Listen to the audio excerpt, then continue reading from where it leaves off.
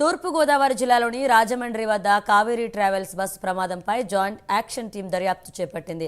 మొదటిగా ప్రమాద స్థలాన్ని పరిశీలించి అనంతరం జాతీయ రహదారిని సిబ్బందిని విచారించింది. ప్రాథమికంగా రహదారి సిబ్బంది స్టాపర్లను నిర్లక్ష్యంగా వదిలేయడం వల్లే బస్సు ప్రమాదం జరిగిందని అధికారులు అనుమానిస్తున్నారు. మరోవైపు CCTV footage joint action team సేకరిస్తోంది.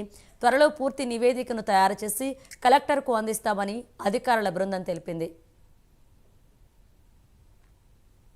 Road works జరుగుతున్నాయి, ప్లస్ ఇక్కడ రిఫ్లెక్టర్స్ పెట్టున్నారు, స్టాపర్స్ పెట్టున్నారని కొంతమంది చెప్తున్నారు. దానివల్ల డ్రైవర్ అనేది డైవర్షన్ తీసుకొని ఆపోజిట్ వేలో వేరే వెహికల్స్ తగలకుండా వెళ్ళడం వల్ల ఓవర్టర్న్ అయ్యిందని అంటున్నారు.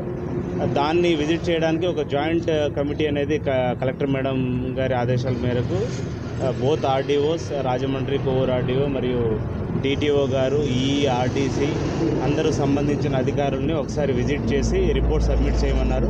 ప్రస్తుతానికైతే ఒక 3-4 సాక్షులు చెప్పడం ఏంటంటే బ్యారికేడ్స్ ఉన్నాయి, స్టాపర్స్ ఉన్నాయి అని చెప్తున్నారు.